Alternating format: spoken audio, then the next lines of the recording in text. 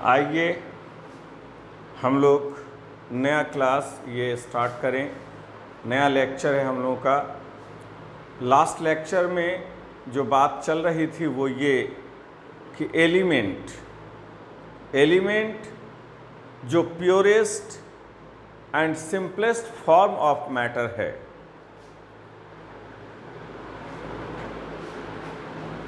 इस यूनिवर्स का जितना भी मैटर है वो सब एलिमेंट से ही बना है।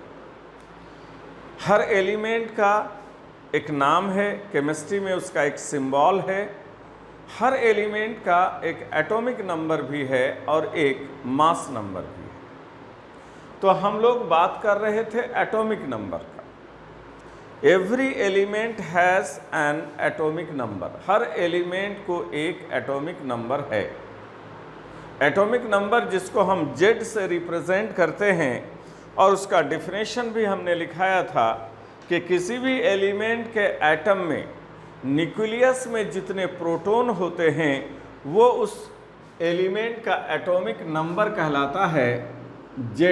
एटॉमिक नंबर को Z से दिखाते हैं, Z बराबर P, यहाँ P फॉर प्रोटॉन है। अब एटॉमिक नंबर के बारे में कुछ बातें याद रखिए। पहली बात, एटॉमिक नंबर एलिमेंट का ऑलवेज ए होल नंबर, यह हमेशा एक होल नंबर होगा। It is always a whole number.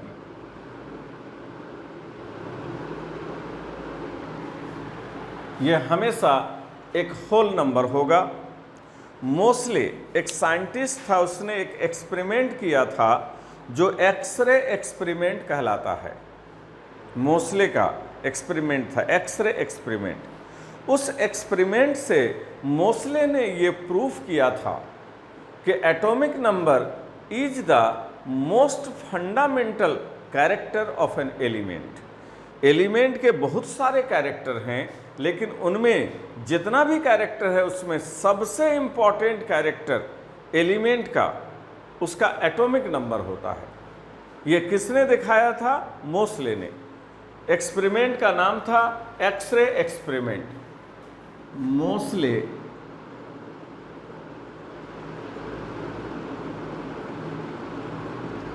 by his X-ray experiment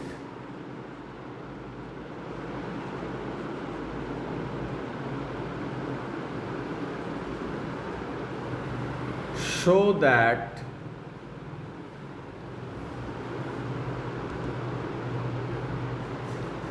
the most fundamental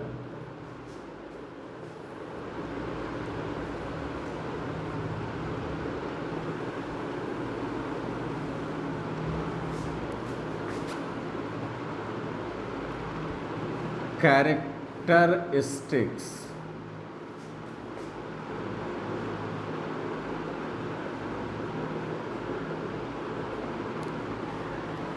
of an element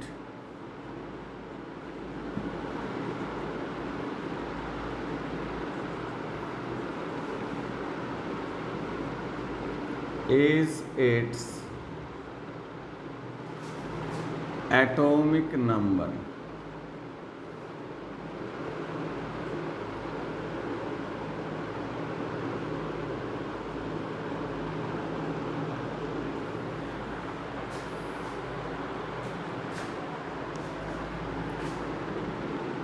In an atom,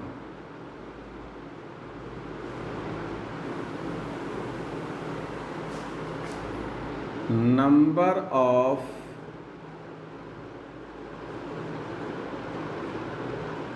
proton बराबर होता है number of neutron, sorry electron.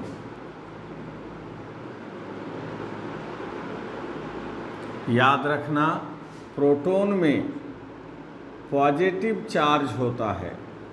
अक्सर बच्चे confuse हो जाते हैं। अगर कभी कंफ्यूजन हो तो याद रखना, P से प्रोटॉन, P से पॉजिटिव, P से प्रोटॉन भी लिखाता है, P से पॉजिटिव। प्रोटॉन में पॉजिटिव चार्ज होता है और इलेक्ट्रॉन में निगेटिव चार्ज है।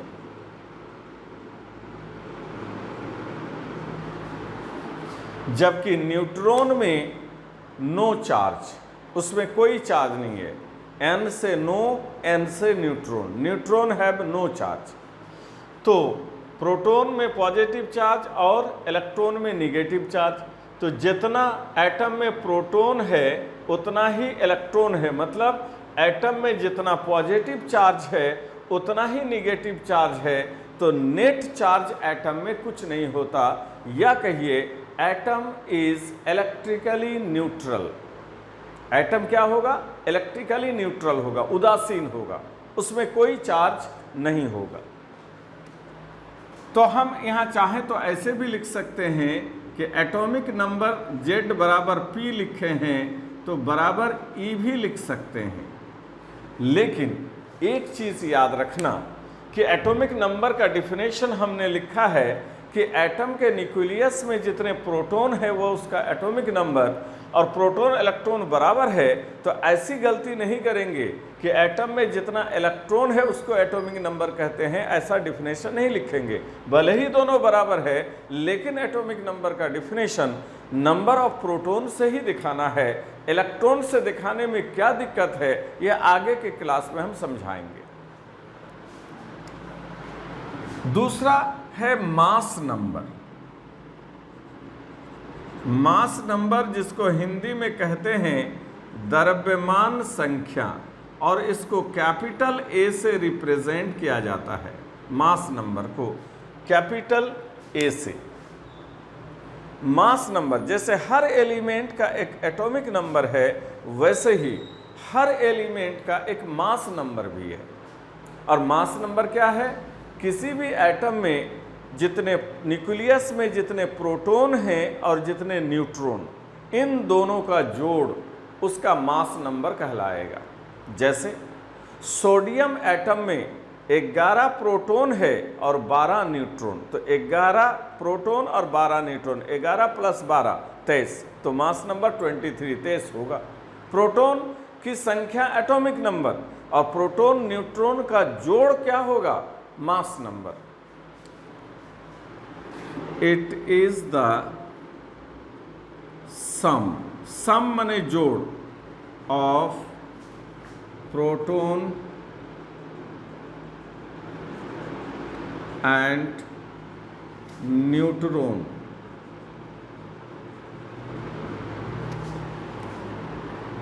Present at the nucleus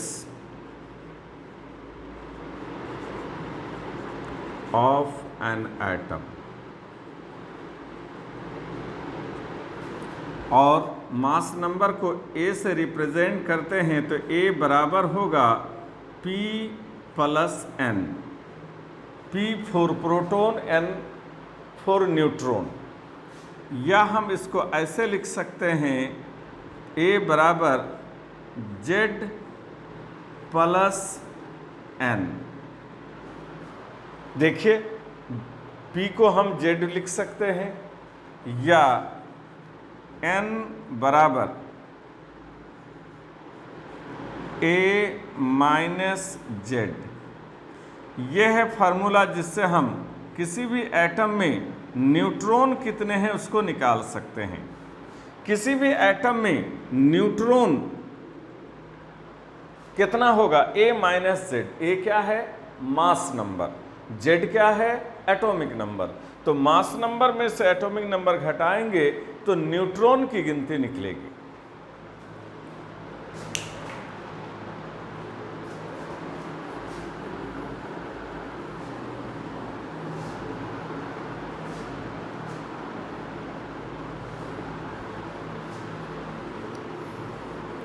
mass number के बारे में भी याद रखना है कि ये भी ऑलवेज होल नंबर होगा, पूर्णांक में, पॉइंट में नहीं होगा। एटॉमिक नंबर भी ऑलवेज होल नंबर है and mass number is always a whole number. Mass number भी क्या होगा? होल नंबर होगा, दोनों। अब ये हर एलिमेंट का एक एटॉमिक नंबर भी है और एक मास नंबर भी है। तो हम लोग जो सिंबल अभी तक हम लोग का लिखने का प्रैक्टिस है, एलिमेंट,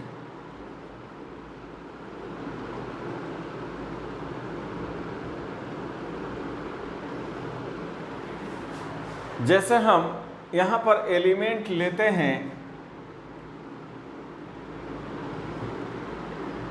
सोडियम,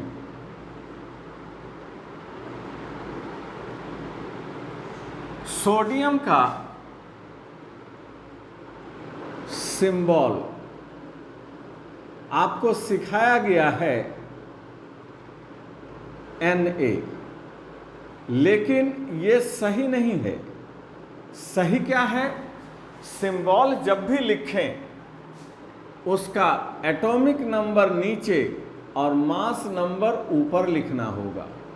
ये क्या है? सोडियम का एटॉमिक नंबर Z और ये क्या है? Mass number A। हमेशा सिंबल में आपको नीचे में एटॉमिक नंबर, ऊपर में मास नंबर मेंशन करना होगा। लेकिन याद रहे कि अगर आप एटॉमिक नंबर को मेंशन नहीं करें तो भी अलाउड है, लेकिन मास नंबर को डेफिनेटली करना होगा। तो अब से जो हम लोग सिंबल लिखेंगे, सोडियम का सिर्फ Na नहीं लिखेंगे, Na लिख करके उसका मास नंबर और ऊपर में और एटॉमिक नंबर नीचे लिखें। एटॉमिक नंबर अगर छोड़ भी दें तो कम से कम मास नंबर तो लिखना ही पड़ेगा। जैसे क्लोरीन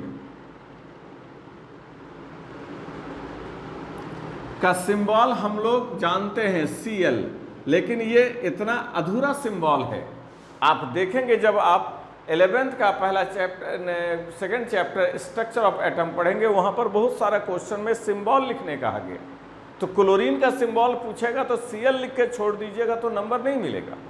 इसमें इसका एटॉमिक नंबर नीचे और मास नंबर ऊपर लिखना पड़ेगा। नीचे वाला वैल्यू उसका Z है और ऊपर वाला वैल्यू उसका A है। Z है एटॉमिक नंबर, A है मास नंबर।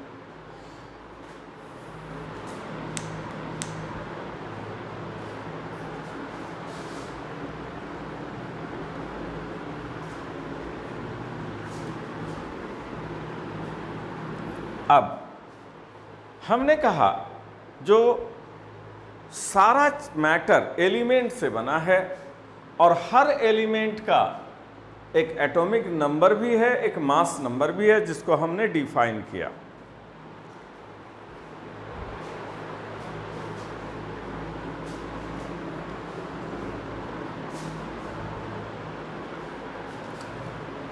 यहां पर एक चीज याद रखिएगा, जो एटम है, एटम क्या होता है? न्यूट्रल। इस पर कोई चार्ज या आवेश नहीं होता। कोई पूछे कि एटम न्यूट्रल क्यों है? क्योंकि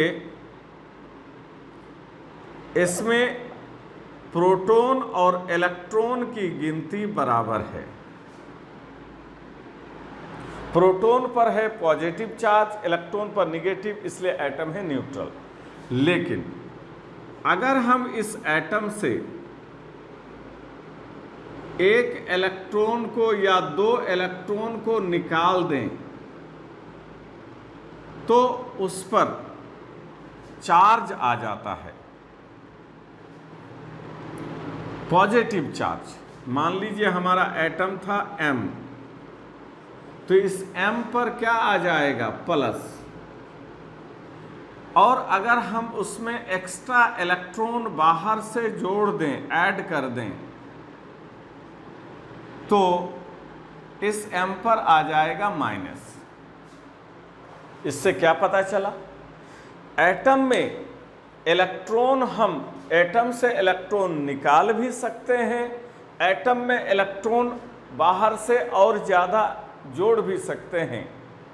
इलेक्ट्रॉन की गिनती बढ़ भी सकती है, घट भी सकती है, लेकिन प्रोटॉन और न्यूट्रॉन की गिनती ना तो हम बढ़ा सकते हैं ना घटा सकते हैं। सिर्फ इलेक्ट्रॉन ही है जो बढ़ भी सकता है, घट भी सकता है। जब इलेक्ट्रॉन घटेगा तो एटम न्यूट्रल नहीं रहेगा, उस पर चार्ज आ जाएगा, पॉजिटिव चार्ज, जिसे हम पॉजिटिव आयन या केटायन कहते हैं। और इलेक्ट्रॉन के बढ़ाने से उस पर माइनस चार्ज आ जाएगा, जिसे एनायन कहा जाता है।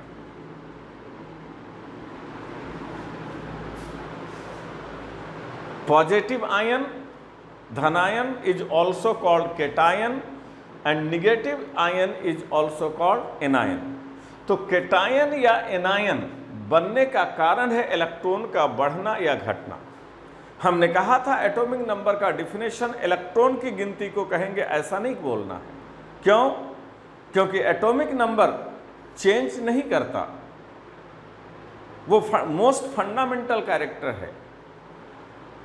जैसे सोडियम का एटॉमिक नंबर अगर 11 है तो हमेशा 11 रहेगा।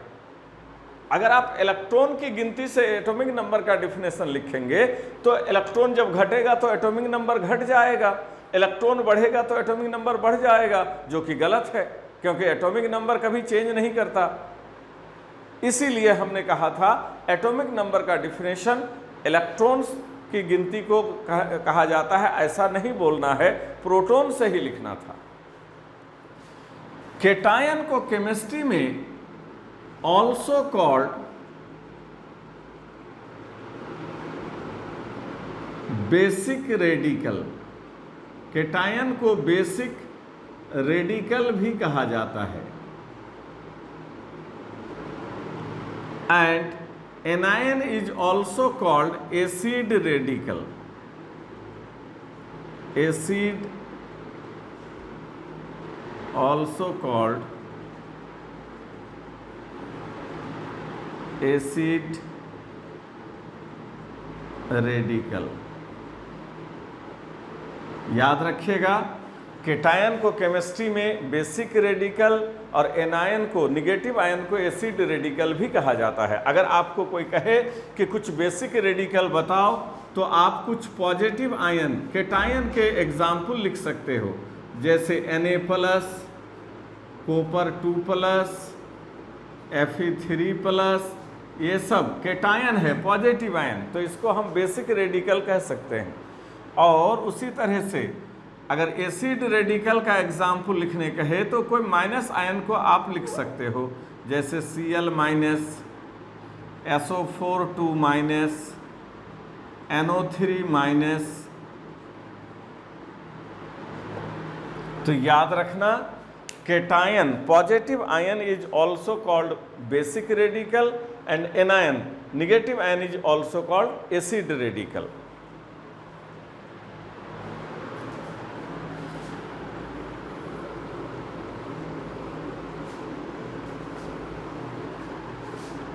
याद रखना, एटम से जब एक इलेक्ट्रॉन हटेगा तो एक प्लस चार्ज आएगा, 2 इलेक्ट्रॉन हटेगा तो 2+, 3 इलेक्ट्रॉन हटेगा तो 3+। उसी तरह एक इलेक्ट्रॉन बढ़ेगा तो 1-, 2 इलेक्ट्रॉन ऐड करेंगे तो 2-, 3 इलेक्ट्रॉन ऐड करेंगे तो 3- हो जाएगा। अब यहां पर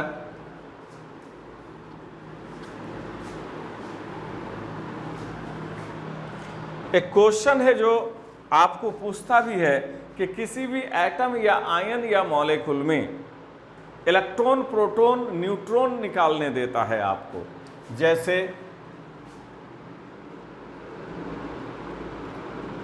find out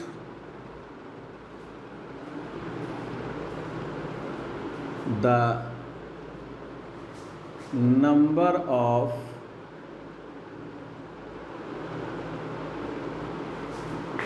electrons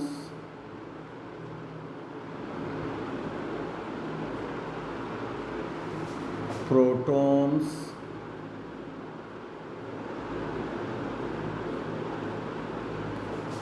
and neutrons.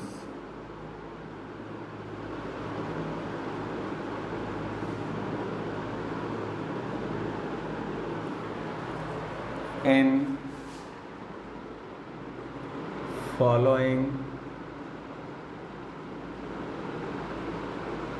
cases.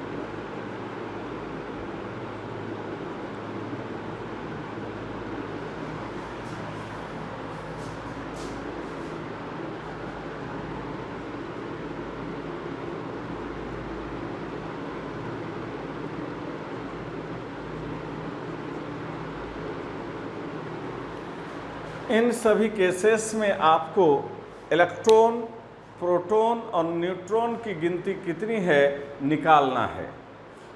कैसे बनाना है वो समझा देते हैं, ये आप लोग अपने से उसको बनाएंगे, हम इसको समझा देते हैं कुछ एग्जाम्पल।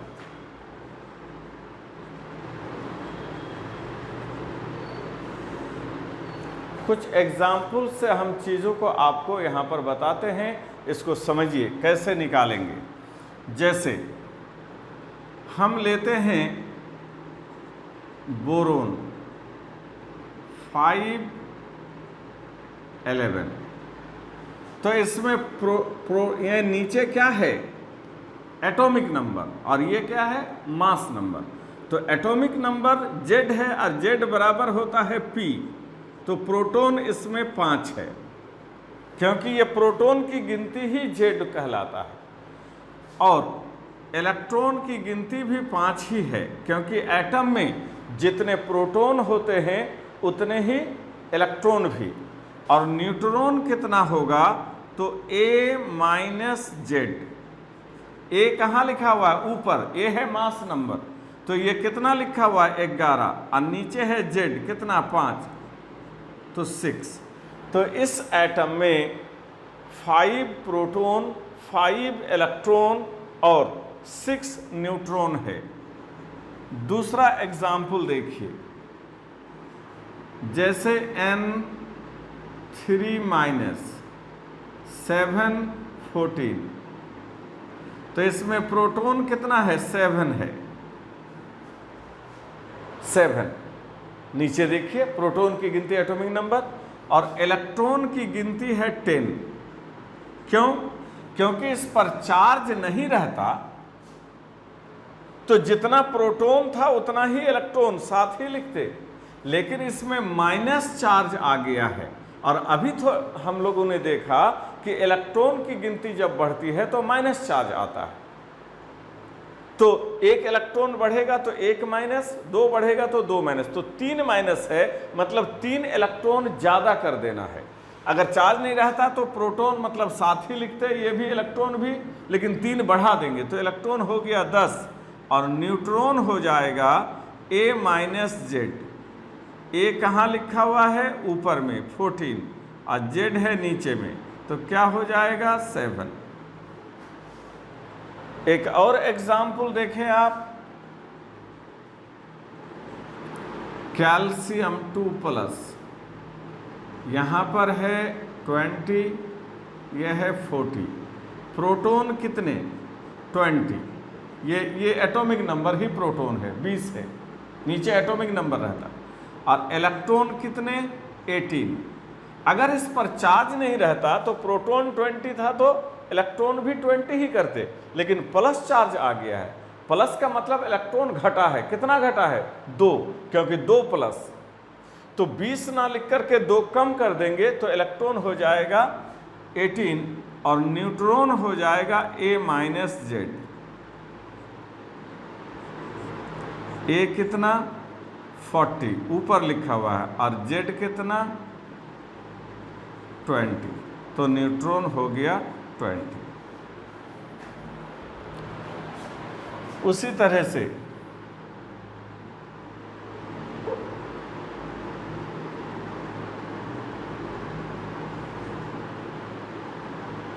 एक और एग्जाम्पल हम लोग कंसीडर करते हैं, मैग्नीशियम 12 24। प्रोटॉन कितना? 12। इलेक्ट्रॉन कितना? 12। इस पर चूंकि ना तो कोई प्लस है ना तो कोई माइनस, इसलिए जितना प्रोटॉन है उतना ही इलेक्ट्रॉन भी है, और न्यूट्रॉन हो जाएगा A माइनस जेड। ए है 24, ऊपर में जो देख रहे हैं 24, ये ए है मास नंबर, अब माइनस जेड 12 नीचे है। मतलब मैग्नीशियम एटम में 12 प्रोटॉन, 12 इलेक्ट्रॉन और 12 न्यूट्रॉन होते हैं। तो ये कुछ एग्जाम्पल्स हमने आपको समझाए, उसी बेसिस पर इसको निकालना है। एग्ज़ाम में इसको निकालने कहता है, कभी इलेक्ट्रॉन की गिनती, कभी प्रोटॉन का, कभी न्यूट्रॉन का। तो इन सभी को प्रैक्टिस कर लेना है। सभी में आपको इलेक्ट्रॉन माने E, प्रोटॉन P का वैल्यू और न्यूट्रॉन N का वैल्यू सभी में कैलकुलेट करना है।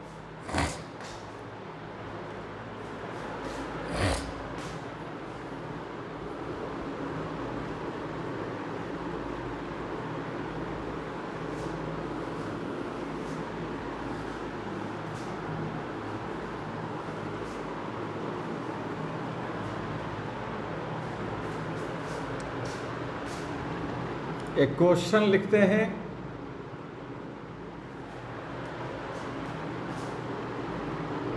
ए पार्टिकल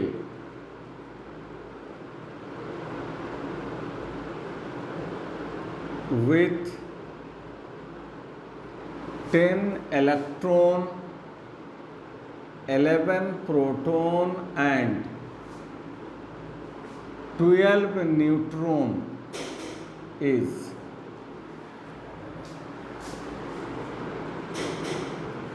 Ne, Na, Na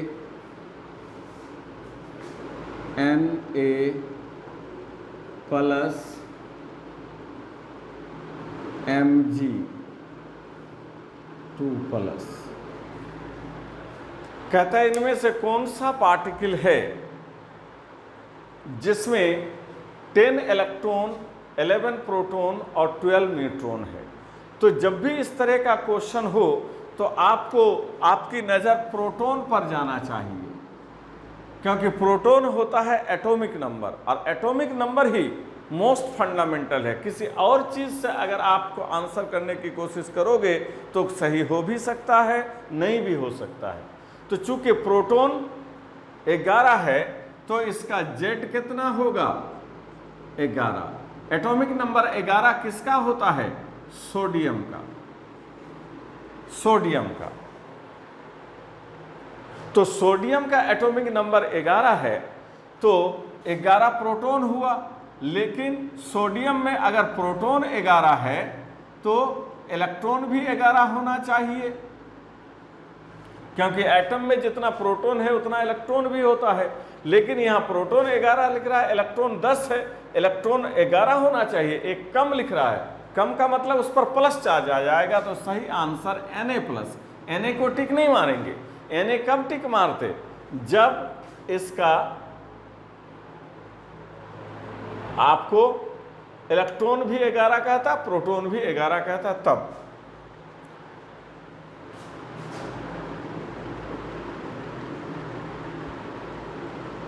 देखिए एटॉमिक नंबर तो नहीं देता है, लेकिन मास नंबर अक्सर सिंबल में आपको दिया रहता है। तो यहाँ पर देखिए कि मास नंबर A ऊपर में लिखा हुआ है, तो कंफर्म होने के लिए हम इसमें प्रोटॉन कितना है? 11 और न्यूट्रॉन है 12, इसको जोड़ कर देखेंगे 23 आता है, जो कि मास नंबर है। तो ये देखिए मास नंबर 23 भी है और प्लस है, इसलिए इलेक्ट्रॉन एक कम भी है, इसलिए सही आंसर सी होगी।